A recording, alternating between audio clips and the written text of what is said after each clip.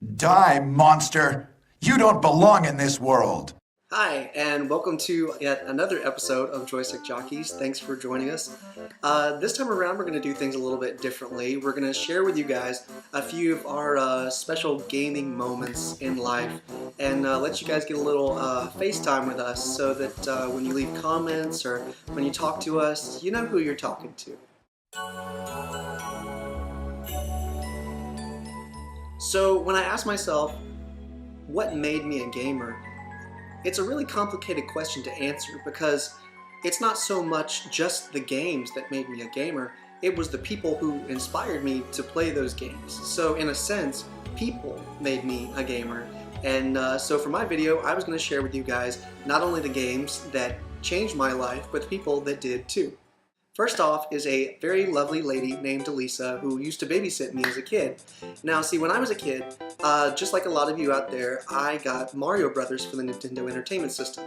But being the unintelligent child that I was, I thought that the whole point of the game was to get Mario to jump into the first hole that he came to, and that was the end of the game. But Delisa, being the brilliant girl that she was, showed me an entire new world of mushrooms and warp pipes, and actually in one night she beat the entire game in front of me. And it kind of opened my eyes to the fact that video games weren't just this, little toy that I could play with. It was actually something a lot bigger that a lot more people were into, and that kind of spurred me more into playing a lot more games. So if you're watching this, thanks a lot, Delisa. All this right here, it's all because of you. Thank you.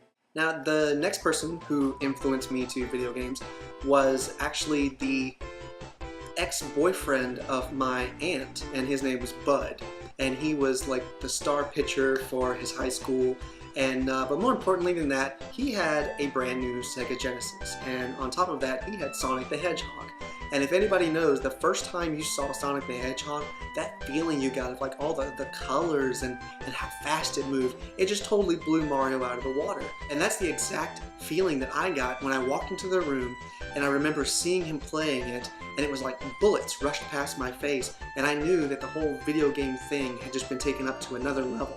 So, of course, immediately I had a Sega Genesis of my own, and I became totally addicted to it until the next game came along. So the next one is really funny because I actually don't remember the names of the two brothers who influenced me to the next game, but because of their highly religious and really strict family, we're going to call them the Flanders because that's kind of how they were. So it was two brothers, and they went to daycare with me, and they were kind of the rich kids, so they brought their Super Nintendo to daycare all the time and kind of showed it off to all the other kids.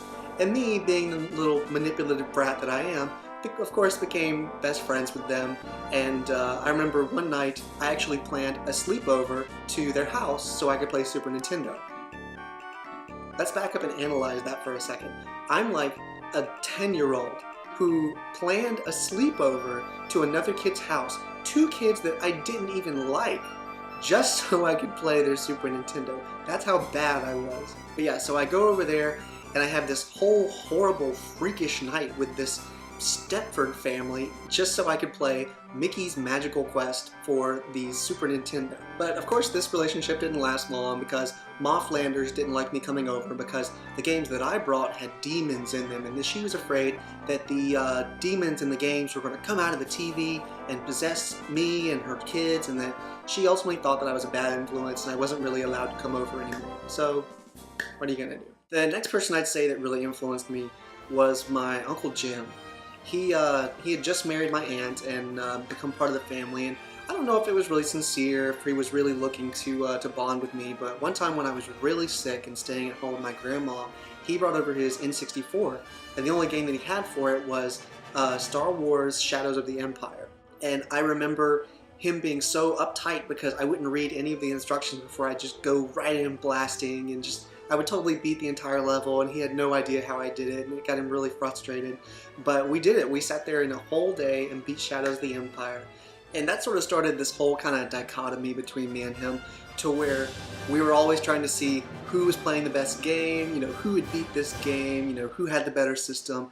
And so one day he popped up and said that he had just bought the Sony PlayStation, and he had gotten this new game with it, and he thought it was going to be something it wasn't, so he decided not only to give me the game, but he gave me the PlayStation as well. But the game is the more important thing. And this is probably not going to come to a surprise to many of you out there, but I'd say this game really changed me more than any other game out there. And I know this is so cliche, but it was Final Fantasy VII for the PlayStation. It was the first Final Fantasy that I ever played. And if you guys, do you remember the commercials that used to come on TV when they were first advertising the game, and they would just show all the really cool cutscenes, and it would say something at the end like, not coming to a theater near you? Yeah, I would wait until those came on TV, and I would tape them on VHS tapes. That's how incredibly pulled into this game I was, because it was so unlike anything I'd ever seen before. Because N64 was cool, but this game was like,